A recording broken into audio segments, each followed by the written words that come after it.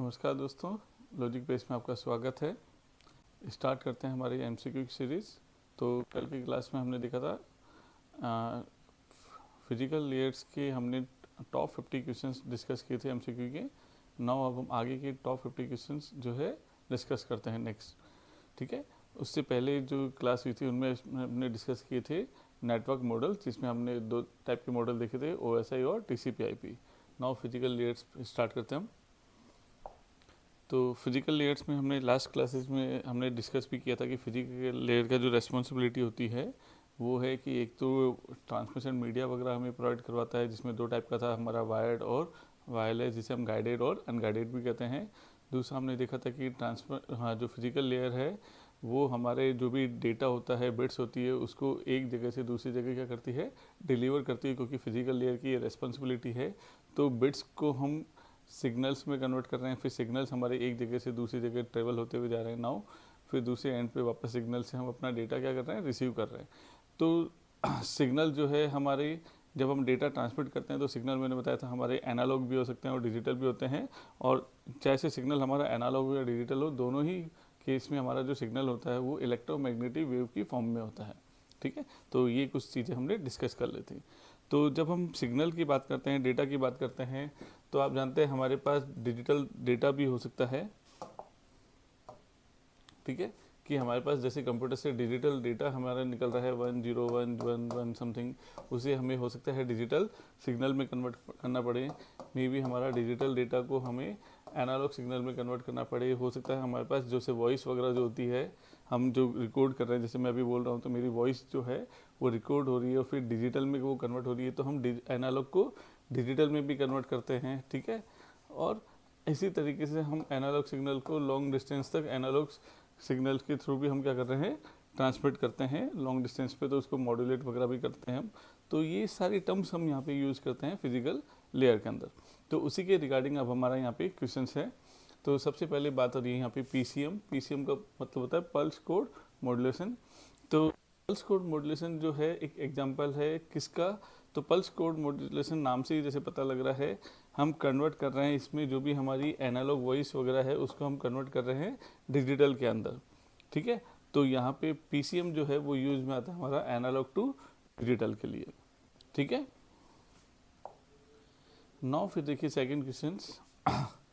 तो if the frequency spectrum of A signal has a bandwidth of 500 hertz, तो हमें bandwidth दे रखी है 500 हर्ट्ज। ठीक है, विद द हाईएस्ट फ्रीक्वेंसी, और हाईएस्ट फ्रीक्वेंसी हमें दे रखी है, फ्रीक्वेंसी हाई हमें दे रखी है, वो दे रखी है 600 हर्ट्ज।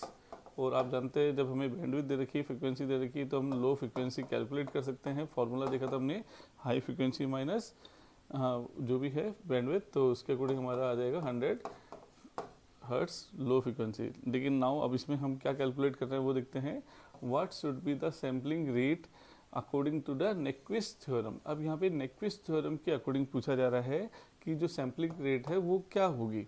ठीक है, तो यहाँ पे जो सैम्पलिंग रेट है उसका फॉर्मूला जो होता है वो होता है हमारा, जो भी सैम्पलिंग रेट होती है, ठीक है, हाँ सैम्पलिंग रेट जो है हमारी तो हाँ सॉरी, रेट ऑफ सैम्पलिंग वो हमेशा ग्रेटर देन होनी चाहिए। हाँ एक बार जस्ट मैं क्लियर कर देता हूँ उसको सारा। ठीक है, चलिए, तो अब हम यहाँ पे सैम्पलिंग रेट्स की बात कर रहे हैं। तो हमारी जो रेट ऑफ सैम्पलिंग है, ठीक है, वो हमारी फ्रीक्वेंसी ऑफ सैम्पलिंग रेट्स है वो हमेशा ज़्यादा होनी चाहिए या इक्वल होनी चाहिए ट्वाइस ऑफ जो हमारी हाईएस्ट फ्रीक्वेंसी है उससे। ठीक है, तो ये एक हमारा क्या होता है, हमेशा फॉर्मूला होता है। नाउ अभी हमने देखा था कि हमारे को यहाँ पे बैंडविड्थ दे रखी थी जो कि हमारी 500 हर्ट्ज थी। ठीक है, और हमें हाई फ्रीक्वेंसी भी दे रखी है, यहाँ पे डायरेक्टली दे रखी है हाई फ्रीक्वेंसी, वो है हमारी 600 हर्ट्ज। ठीक है, और लो फ्रीक्वेंसी हम यहाँ पे निकाल ही सकते हैं। तो इस फॉर्मूले के अकॉर्डिंग अगर हमें सैम्पलिंग रेट अगर हमें निकालनी है, तो यहाँ पे हमारा फॉर्मूला क्या होता है, 2 इंटू हाई फ्रीक्वेंसी। तो हाई फ्रीक्वेंसी कितनी है 6, तो 6 इंटू अगर हम 2 कर देंगे तो टोटल कितना आ जाएगा 1200 हर्ट्ज। ठीक है, तो यहाँ पे जो 1200 जो है वो सैम्पलिंग पर सेकेंड हमारा इसका आंसर आ जाएगा नेक्विस्ट थ्योरम के अकॉर्डिंग। ठीक है, तो ये नेक्विस्ट एक थ्योरम होती है, नेक्विस्ट थ्योरम के according the minimum sampling rate should be at least twice the highest frequency. ठीक है, नाउ देखिए वापस से नेक्विस्ट थ्योरम की बात आ रही है। तो Nyquist theorem specify the minimum sampling rate to be. तो देखिए अब यहाँ पे आ रहा है वही कि मिनिमम सैम्पलिंग रेट कितनी होनी चाहिए, तो मिनिमम कितनी होनी चाहिए, तो जस्ट अभी हमने फॉर्मूला देखा था। तो देखिए यहाँ पे twice the highest frequency of A signal, just अभी हमने फॉर्मूला पढ़ा है। ठीक है, तो यहाँ पे जो ऑप्शन डी है वो हमारे लिए यहाँ पे परफेक्ट राइट आंसर है। ठीक है, नाउ फिर अब हम बात कर रहे हैं यहाँ पे which of the following encoding methods. अब कल हमने बात की थी कि हम कुछ एग्जांपल्स देखेंगे एनकोडिंग के, उससे फिर आपको ये सारी चीज़ें काफ़ी कुछ समझ में आ जाएगी।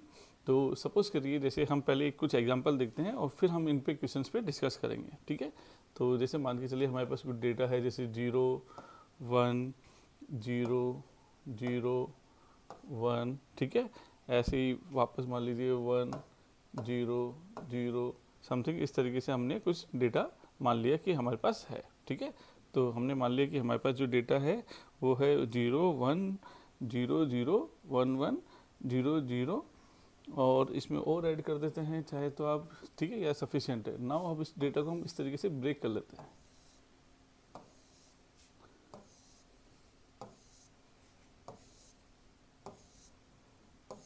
ठीक है, ये हमने डेटा को यहाँ पे ब्रेक कर लिया। नाउ अब हम सबसे पहले यहाँ पे बात करते हैं NRZ/L। ठीक है, NRZ/L पे क्या होता है, हमारे पास दो लेवल्स होते हैं, एक 0 और एक 1। तो मान लीजिए ये हमारा 0 लेवल है या पॉजिटिव जिसे बोल सकते हैं हम, और यहाँ पे हमने मान लिया 1 जिसे हमने बोल दिया एक तरीके से नेगेटिव, कि दो लेवल्स होंगे हमारे पास NRZ के अंदर, एक नेगेटिव होगा और दूसरा पॉजिटिव होगा।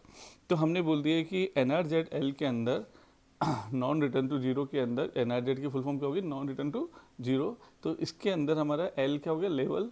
तो यहाँ पे दो लेवल हो गए, एक 0 और एक 1। तो हमने मान लिया कि 0 अगर होगा तो हमारा जो वोल्टेज है वो पॉजिटिव रहेगा, और अगर हमारा 1 है तो वोल्टेज जो 0 से है वो क्या हो जाएगा, नेगेटिव हो जाएगा। तो जैसे यहाँ पे देख रहे हैं सबसे पहले 0 आया, इसका मतलब हमने पॉजिटिव पल्स रख लिया हमारी। फिर जैसे ही बनाया तो हम पॉजिटिव से कहाँ गए, नेगेटिव साइड पे गए, एंड देन 1 पे हमारा कांस्टेंट रह गया।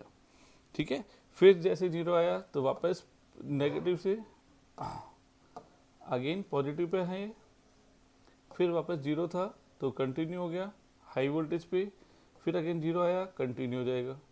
फिर जैसे बनाया अगेन वापस चेंज हो गया, ये चेंज होते ही फिर 1 पे आप देखेंगे लो हो जाएगा हमारा, मीन्स नेगेटिव हो जाएगा।